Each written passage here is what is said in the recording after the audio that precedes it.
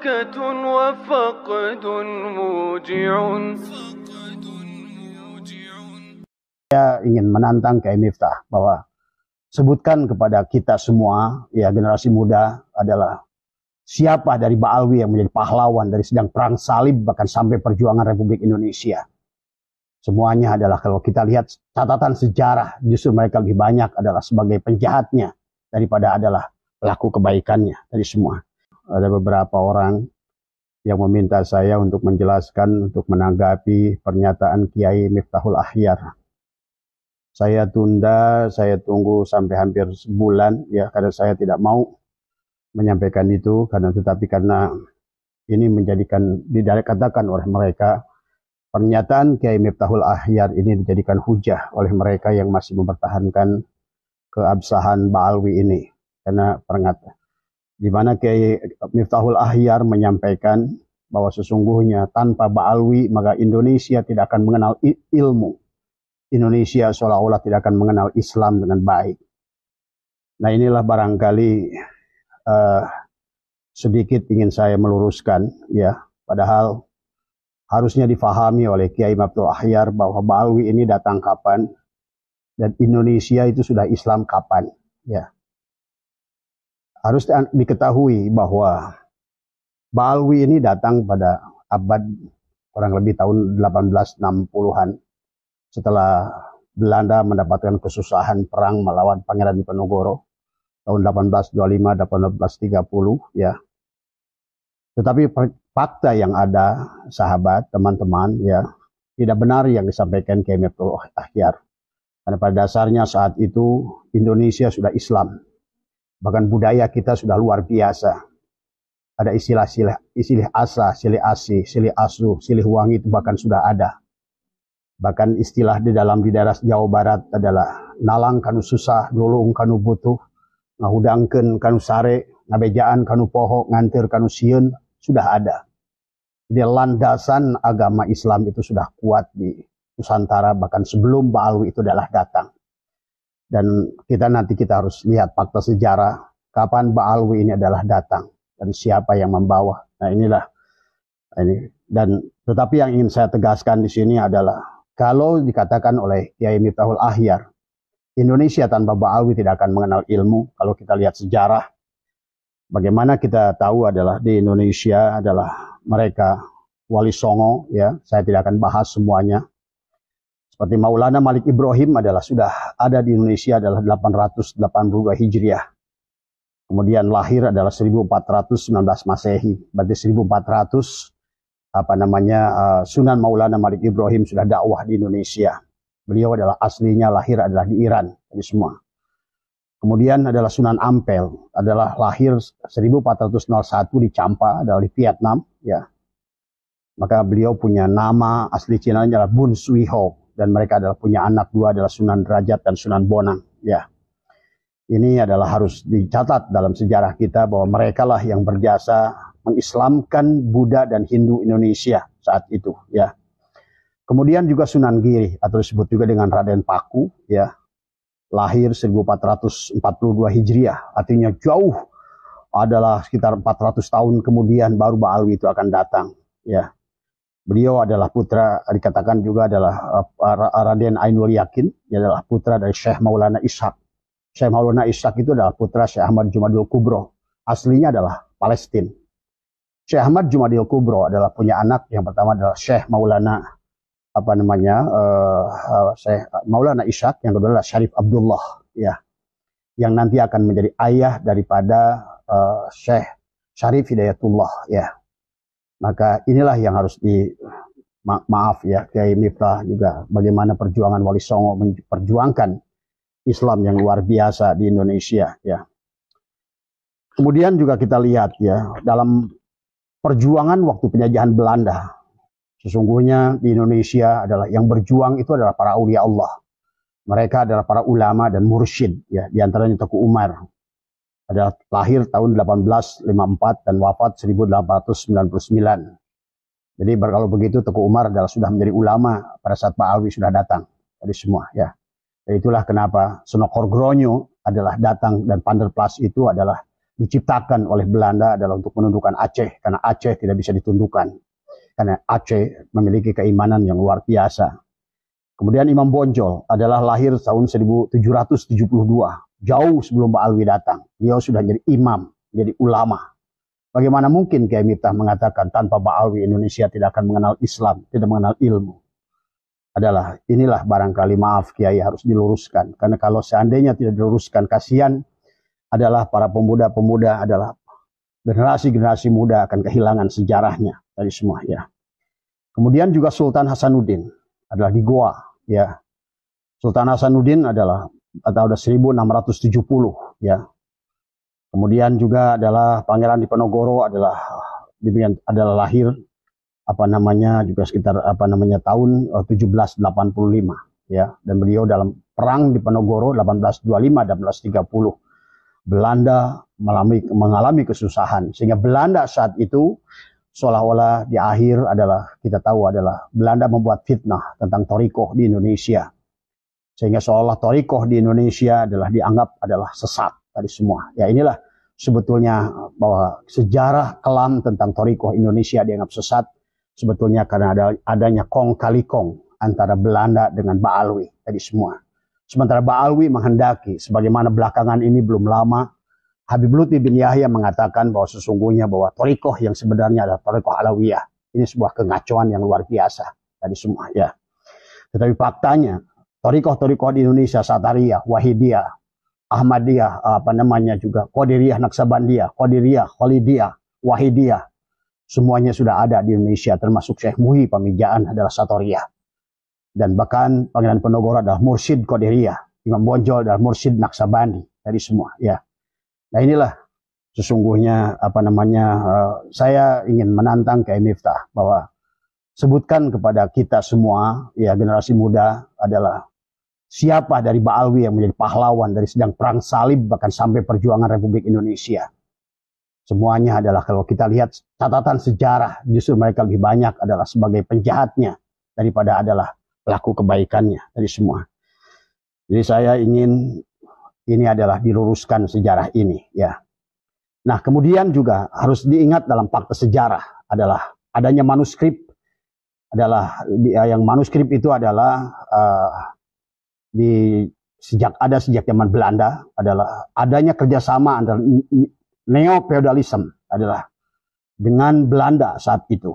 Jadi selalu ada Belanda penjajah dan orang-orang yang menjadi antek-antek Belanda setiap zaman, ya. Yang terakhir adalah neo-feudalism, itu sudah disematkan kepada Ba'alwi tadi semua, karena mereka lah yang bersahabat. Maka kalau kita lihat bagaimana pengangkatan Habib Utsman bin Yahya sebagai Mufti Batavia, ini adalah luar biasa tadi semua. Bahkan dijelaskan bahwa Habib Utsman itu adalah membuat fatwa dalam kitabnya yang berjudul adalah Manhajul Istiqomah Fid Dini wal Salamah.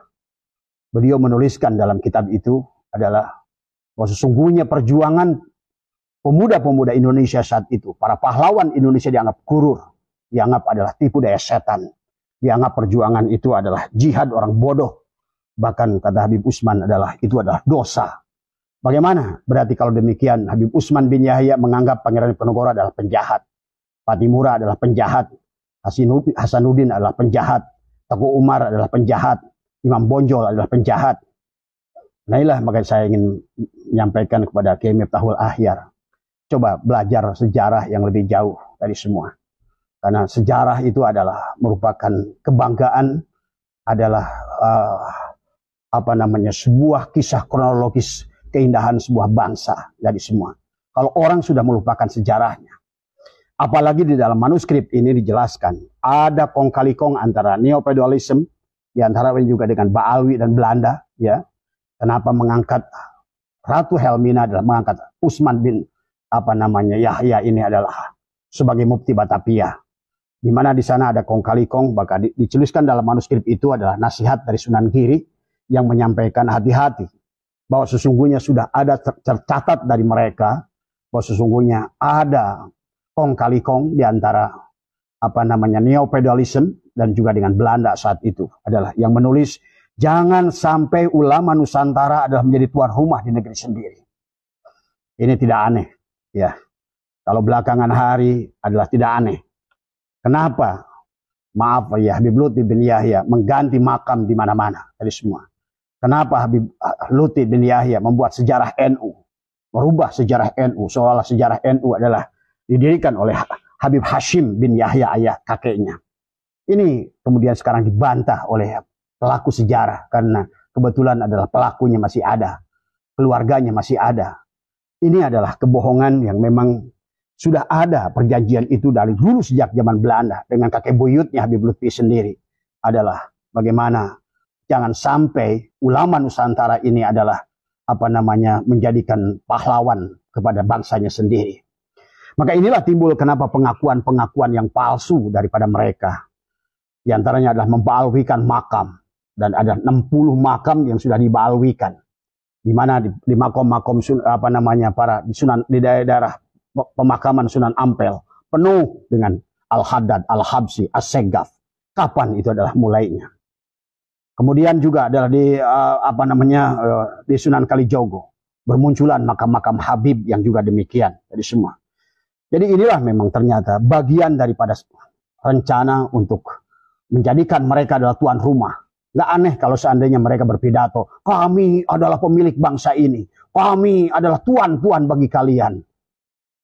Apa coba? Coba Kiai Miftahul Ahyar renungkan dengan hati, apa tidak pernah merasa sakit sebagai bangsa Indonesia? Kita keturunan Indonesia. Maaf, saya barangkali malam hari ini agak sedikit melupakan siapa Anda. Karena ini adalah menjadi bahaya kepada Indonesia tadi semua, ya. Pada saat kita sudah tidak mencintai adalah negara sendiri, sudah pada saat tidak sakit, soalnya ada pengakuan-pengakuan orang kepada bangsa ini. Bagaimana pandangan Anda tentang hal ini? Maka inilah mudah-mudahan kasus ini menjadikan pelajaran juga. Barangkali lain kali karena Anda adalah suriah Nahdlatul Ulama, sebaiknya hati-hati dalam menyampaikan. Karena akan menjadikan hujah. Sementara saya sering bahas bahwa baik itu Kiai Supran Ma'mun, Kiai Miftahul Ahyar, bukan bidangnya untuk ilmu nasab.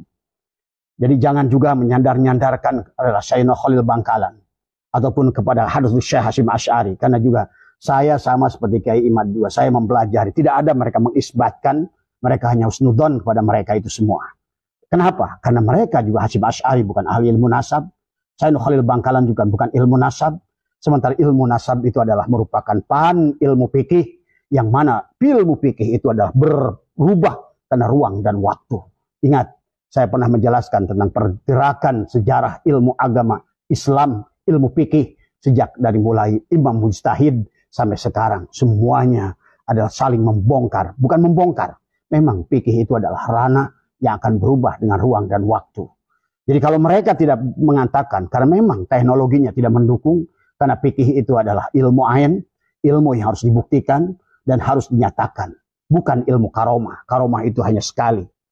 Tidak bisa diulang-ulang. Dan fikih wajib bisa diulang. Selama belum ada yang membantah, berarti tidak akan ada. Walaupun mereka adalah sekelas siapapun saat itu. Kemudian juga pengakuan dari apalagi? Pribumi, Ba'alwi memba'alwikan makam ulama. Memakam ulama pribumi Indonesia. Memba'alwikan Wali Songo. Mereka mengatakan bahwa Wali Songo adalah Ba'alwi. Ini adalah menunjukkan bahwa mereka adalah palsu. Karena orang yang asli tidak perlu menyandarkan kepada siapapun, kepada apapun. Percaya dengan keasliannya. Dan tidak usah yang asli itu mengaku-ngaku. Karena pada dasarnya yang asli adalah asli. Tadi semua. Ya. Kemudian memba'alwikan pendiri NU. Kemudian juga memba'alwikan penulis lagu Indonesia Raya. Memba'alwikan lambang Garuda Pancasila. Memba'alwikan lagu Syukur.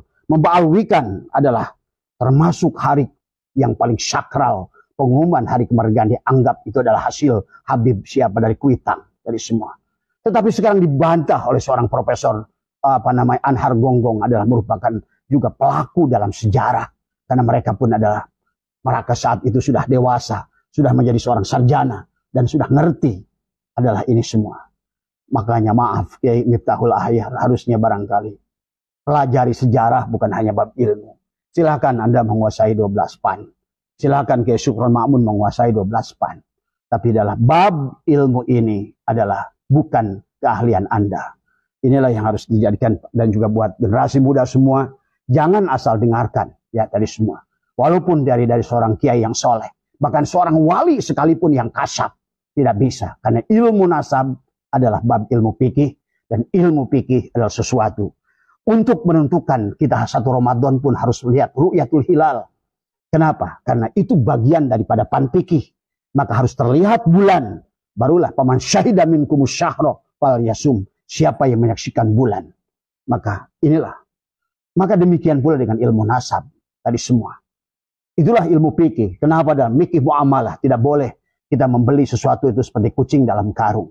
Karena ilmu fikih. Imam Syafi'i dalam fikih muamalah juga ada kurang baik barang jual beli adalah seperti halnya kelapa, jagung dan lain sebagainya, komoditi-komoditi yang masih tersembunyi di dalam, maka itulah tidak benar, tidak baik tadi semua ya. Termasuk nasab Ba'alwi sekarang ini adalah sudah diainkan dengan adanya ilmu nasab, ilmu genetika adalah dengan tes DNA tadi semua. Itu semua dari Allah tadi semua ya.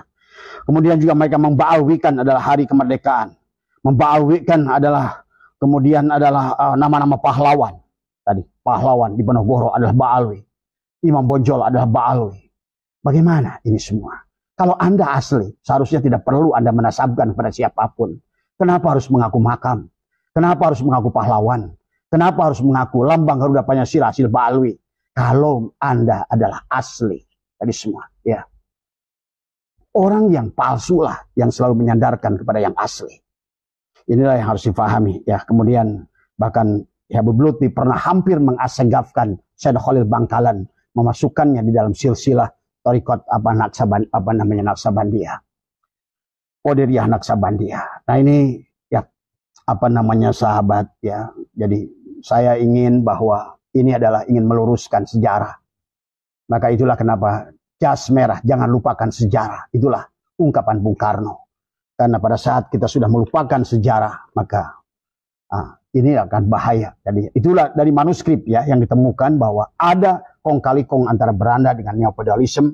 Adalah manuskripnya adalah masih ada, dan mereka mengatakan bahwa hilangkan tadi semua data-data sejarah tentang bahwa yang berjuang, yang mengislamkan Indonesia adalah Wali Songo tadi semua. Kemudian juga ada manuskrip yang ditemukan yang diceritakan oleh Kiai As'ad yang menjelaskan waktu adalah Sunan Ampel belajar di Madinah. Dikisahkan beliau dalam manuskrip itu adalah beliau secara ruhani, secara kasat mewajah dengan baginda Nabi. Baginda Nabi seolah-olah memberikan pesan kepada Sunan Ampel bahwa untuk membawa Islam ini ke negara di atas angin, yang ternyata oleh mereka ditafsirkan adalah Indonesia. Dan seolah-olah Wali Songo membawa agama Islam ke Indonesia itu utus langsung dari atas perintah Nabi. Tapi kenapa ini juga tidak menjadi besar? Karena ini adalah datang pada kasab Sunan Ampel. Tetapi pada dasarnya Sunan Ampel sendiri tidak pernah cerita, tapi ada manuskrip yang disampaikan Kiai As'ad tentang adanya manuskrip ini adalah tercatat adalah di Kesultanan Cirebon. Tapi kemudian juga Kesultanan Yogyakarta menuliskannya ulang dalam bahasa Sanskerta tentang manuskrip ini tadi semua ya.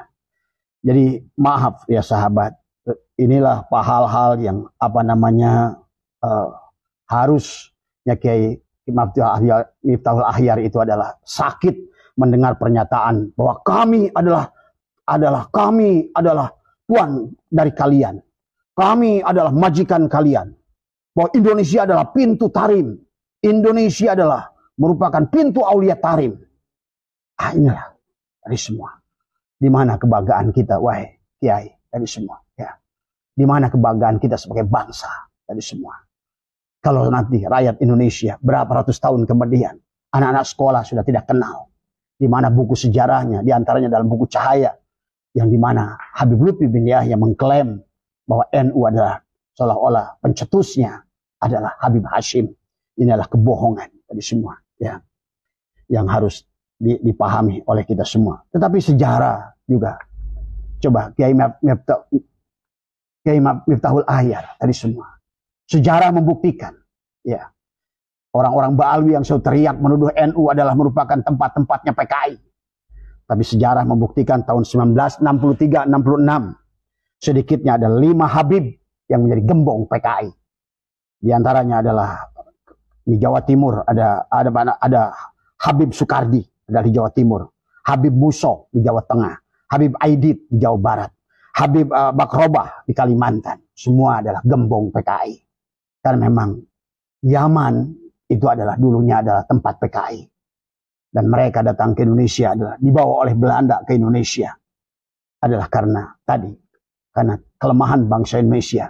Saking cintanya pada Rasulullah. Siapapun yang bentuknya, hidungnya mancung, wajahnya ganteng, dari semua dianggap bahwa adalah Indonesia sebagai duriat Rasulullah. Inilah sejarah yang harus diluruskan. Seharusnya seperti Kiai Maftuh yang harusnya menjelaskan tentang sejarah ini. Membangga menjelaskan Wali Songo, bagaimana perjuangan Wali Songo dari semua. Ya, karena faktanya, kalau kita lihat cikal bakal mereka di Indonesia ini tidak ada. Ya. Bahkan maaf, mereka ceramah tidak pernah mengagungkan Rasulullah. Mereka ceramah yang diagung-agungkan adalah Maqih Muqaddam. Yang diagungkannya adalah Ba'alwi, Ubaidillah. Dianggap sebagai imam mujtahid. Tetapi imam mujtahid, Imam Syafi'i, Imam Maliki. Imam Maliki terkenal dengan kitab Al-Muwatta'nya. Imam Syafi'i dengan Al-Um Ar-Risalahnya. Kemudian para ulama-ulama terkenal dengan amaliyahnya. Ada Hijib Bahri, Hijib Nasri, Hijib Autad, Hijib Baumiyah, Hijib. Apapun itu namanya. Orang yang pernah berjasa di negara ini. Ada karya tulisnya. Ada jasanya. Jelas. Mereka ada. Tapi mereka yang disebut Ba'alwi Pakihmu adalah merupakan imam mujtahid. Mana kitabnya? Mana tulisannya? Mana sejarahnya? Saya ingin dengar dari Kiai Maftuh untuk menjelaskan itu. Tolong jelaskan mana karya mereka atau amaliyahnya. Adapun muncul di sini beberapa kitab atas nama Ba'alwi. Dari hasil penelitian ternyata adalah mereka mencangkok kitab itu. Kitab itu dituliskan atas nama orang lain, kemudian dituliskan atas nama seseorang. Dan inilah, maka kemarin saya pernah menjelaskan tentang bahwa ternyata tentang Ba'alwi ini tidak syuhrah wal istifadah. Karena ternyata syarat syuhrah wal istifadahnya Imam Syafi'i tidak terpenuhi. Bagaimana syuhrah wal istifadah? Sejak yang disandarkan kepada adalah Ubaidillah lahir 400 Hijriah. Bahkan maaf dari kalangan Ba'alwi ini berbohong kepada Imam Mujtahid yang 4. Imam Hanafi, Imam Maliki, Imam Syafi'i, Imam Hambali. Mereka adalah pecinta Habib. Bukan. Mereka pecinta Duriyah. Tapi bukan Habib. Dari semua. Karena istilah Habib itu ada 200 tahun kemudian. Ba'alwi itu lahir 200 kemudian. Setelah Imam Mujtahid ini. Bagaimana 4 imam ini mencintai Habaib. Istilah Habaib baru muncul bahkan abad ke-9 dari Syekh Ali Asyakron yang dirinya sendiri tidak pernah menyebutkan Habib. Adalah sesungguhnya dia adalah menyebutkan dirinya dalam kitabnya yang mengisbat seolah-olah adalah mereka adalah duriat dari Ba'alwi, adalah Ubaidillah yang disandarkan kepada duriat Nabi dari semua yang tidak pernah Isa al-Muhajir itu berhijrah. Maka tidak ada menurut Kiai Imaduddin satu kitab pun yang menjelaskan kapan yaitu hijrah ke Yaman. Kalau kita melihat fakta saja sekarang, Tahrim itu adalah Yaman itu negara paling miskin. Yaman itu negara yang tidak pernah damai. Bahkan Tahrim. Bahkan maaf buat orang-orang Indonesia, Anda saksikan kapan Ba'alwi ini ribut umroh ke Arab Saudi. Pernah saksikan? Bahkan maaf setiap tahun kita ada pergi ke haji. Anda lihat rombongan Ba'alwi pergi haji? Karena mereka selalu menganggap Yaman adalah Tahrim adalah ibu kota. Tahrim adalah tempat mulia. Tahrim adalah tempat suci. Kalau benar Habib Umar Al-Hafiz itu seorang wali. Buktinya Yaman belangsak sampai hari ini. Bahkan tidak ada keberkahan. Dari semua. Ya. Justru kalian membangga-banggakan Tahrim. Kalian jedok di Indonesia. Dari semua. Apalagi sudah berteriak-teriak dengan dakwah yang dijelaskan tentang orang-orang yang tidak ada. Anda bahkan menghina Rasulullah dengan Maqih Muqaddam. Bagaimana Anda menjelaskan? Maqih Muqaddam, Mi'raj 70 kali sehari. Sementara baginda Nabi adalah yang kita mafhum semua. Kitabnya jelas. Syuhrah wa istifadah. Sampai hari ini adalah hanya sekali dalam seumur hidupnya. Walaupun barangkali beliau Mi'raj setiap saat. Tetapi yang harus dipegang adalah yang berdasarkan ilmu fikihnya. Yang ada syariatnya. Yang dijelaskan syariatnya oleh Al-Quran. Dan oleh hadis. Dalam kitab Dardir. Dalam berbagai kitab dijelaskan. Ada penjelasannya dari kitab sejaman. Setiap zaman dijelaskan. Itulah namanya syuhra wal istifadah. Bagaimana Ba'alwi ini adalah syuhra wal istifadah. Mereka hanya menceritakan tentang kebohongan-kebohongan. Bagaimana mereka membulak-balikan fakta dan hadis. Maka inilah saya ingin mohon Kiai Miftahul Ahyar mendengarkan ceramah-ceramah mereka. Bagaimana pula ada Habib yang bodoh lebih mulia dari 70 ulama yang alim. Ada lagi ulama di Sukabumi namanya Buya. Tetapi kalau menurut saya maaf ya kembali, bukan ahlinya dalam ilmu nasab, tetapi juga ilmu batinnya juga belum sampai kalau menurut saya. Hanya melihat ilmu secara dohir. Sesungguhnya ilmu yang dikuasai oleh para ulama itu bukan ilmu, tapi pengetahuan. Bukan agama. Agama itu adalah al-yakin. Makanya itulah iman. Iman itu bukan percaya. Tapi iman itu adalah al-yakin. Makanya disebutkan al-imanu kulluh. Iman yang sempurna, al-imanu biroyatillah. Iman yang mampu adalah musyahadah kepada Allah. Nah inilah yang harus difahami oleh kita dari semua ya. Maka ceramah-ceramah daripada mereka itu adalah selalu kebohongan dan diulang-ulang oleh siapapun mereka, oleh Habib manapun, selalu menjelaskan yang sama tentang Ubaidillah, tentang Faqih Muqaddam, tentang Habib A, Habib B. Bahkan dia menghina Imam Syafi'i dengan Habib Zain. Dia katakan Habib Zain dalam ilmu fikih lebih hebat dari Imam Syafi'i, tapi anehnya nggak ada kitabnya. Hanya perkataannya saja, tapi nggak ada karyanya, nggak ada kitabnya. Barangkali orang-orang bodoh di lingkungan hilang ini kok bisa tipu. Tetapi kami adalah para akademisi, kami adalah pelaku daripada ilmu itu, adalah tidak pernah menemukan tapaknya dalam sejarah dari semua. Yang kau katakan bahwa Habib Zain itu adalah lebih hebat dari Imam Syafi'i, mana hasil ijtihadnya dari semua ya. Selain ijtihad pun yang ada, kitab yang ada, kecuali adalah dari kalangan bangsa kalian sendiri. Jeruk makan jeruk dari semua. Beruk membaguskan beruk dari semua. Ya. Dan inilah wahai sahabat, maka sekarang saya bangga dengan Profesor Dr. Mahfud MD. Bahkan termasuk seorang politikus dari Senayan sekarang, Ibu Caniago, Ibu Ima, luar biasa sudah menyatakan. Dan negara tidak boleh diam dengan hal ini. Kita bangsa Indonesia hampir kehilangan kebanggaan. Karena hanya mendengarkan doktrin-doktrin daripada Habib yang khurafat. Khurafat tidak berdasar. Kita percaya dengan karomah. Tapi bukan seperti yang dijelaskan oleh Habib-Habib palsu itu. Dari semua. Ya. Dari semua. Inilah yang akhirnya umat Islam Indonesia tidak akan logik. Tidak akan menggunakan ilmu. Hanya kecuali adalah percaya kepada mereka. Coba sekali lagi saya mohon. Kiai Syukron Ma'mun dan juga Kiai Miftahul Ahyar. Dengarkan ceramah mereka. Dengarkan apa yang mereka katakan. Tentang kalian. Dihina kalian oleh mereka. Dari semua. Coba. Jangan menggunakan nafsu. Jangan ada kena kaitannya barangkali. Kalian menerima manfaat daripada Ba'alwi ini. Tapi ini kebalikan. Sesungguhnya. Kiai Imaduddin Usman.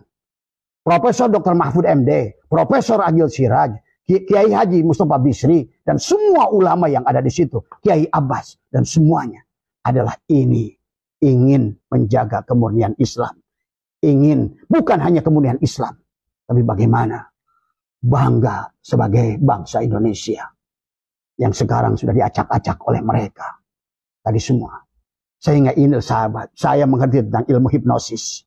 Apa yang disampaikan oleh mereka ini adalah semacam hipnosis. Itulah kenapa Ba'alwi ini kalau ceramah, baik Rizik Syihab, baik itu adalah Lutfi bin Yahya, baik itu apalagi Bahar bin Smith, kalau menurut saya sudah bukan lagi cara manusia menyampaikan ilmu. Dari semua, ya. Mereka adalah mengatakan sesuatu dengan keras, diulang-ulang.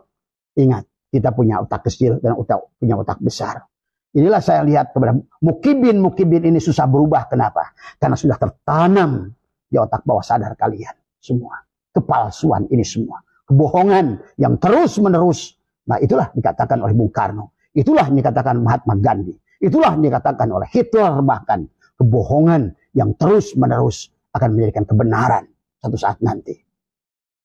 Tapi kebenaran yang kalian acak-acak akan menjadi kebohongan satu saat nanti. Maka hari ini kalau menurut saya, tiba-tiba seolah-olah satu dunia adalah menyatu di Indonesia. Dari mulai politikus, Bahkan Pak Mahfud sudah turun. Musisi Roma Irama sudah turun. Semua. Semua bukan membela Imaduddin Usman. Semua membela Rasulullah. Tadi semua. Tadi semua. Dan semua adalah melakukan ini karena cinta pada Rasulullah dan cinta kepada Islam. Ya. Jadi sekali lagi saya merasakan pedih saya mendengarkan ceramah Kiai Miftaul Ahyar mengatakan tanpa Ba'alawi kita tidak akan kenal ilmu. Allahu Akbar.